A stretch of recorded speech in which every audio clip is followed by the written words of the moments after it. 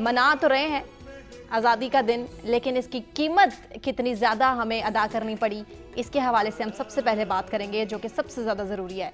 जी बताइएगा कि क्या देखा आपने अपनी आंखों से, और आज के नौजवान जिन तक ये बात पहुंचनी चाहिए, इम्पोर्टेंस होनी चाहिए कि ये हमें जो मुल्क मिला है वो ऐसे ही नहीं मिल गया, इसके पीछे कितनी कुर्बानी, लाखों करोड़ों लोगों की कुर्बानी मौजूद है।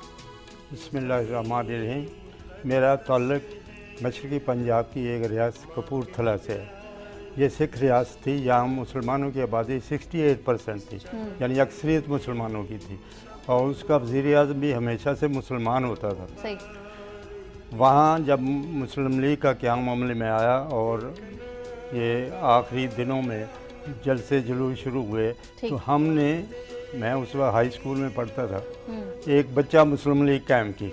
अच्छा। हम स्कूल के बाद ग्रीन शर्ट और सफ़ेद निकरें पहनकर गली मोहल्लों में नारे लगाते फिरते थे। सर 1947 की बात कर रहे हैं? 1947 से आज़ादी की तकसीम से थोड़ा पहले की बात। थोड़ा पहले। ठीक।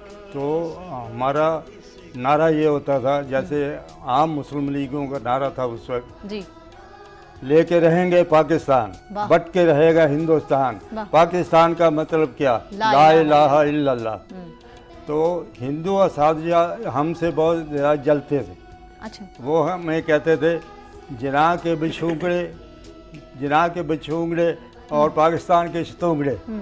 हम इसको भी अपना एजाज़ समझते। मुसलमान असातिज़ा हमसे बहुत खुश होते थे। फिर जब क़ायद-ए-आज़म, उनको उस वक्त बाबा जिना के नाम से आम तौर पे पुकारा जाता जी, था, बाबा जिना के नाम से जलंधर तशरीफ़ ला रहे थे, तो मैंने वालिद साहब से ज़िद की कि मैं बाबा जिना से मिलने ज़रूर जाऊंगा। सही। वो कहते इतने हजूम में आप कैसे उनको मिल सकेंगे? तो मैंने कहा आप मुझे अपने कंधों पर बिठा लें। हम जलंधर पहुंचे, रेलवे स्टेशन पे इस कदर हजूम था कि आप अंदाज़ा नहीं कर सकते। क़ायद-ए-आज़म हालांकि अंग्रेज़ी में बातचीत करते थे, अंग्रेज़ी में तकरीर करते थे, लेकिन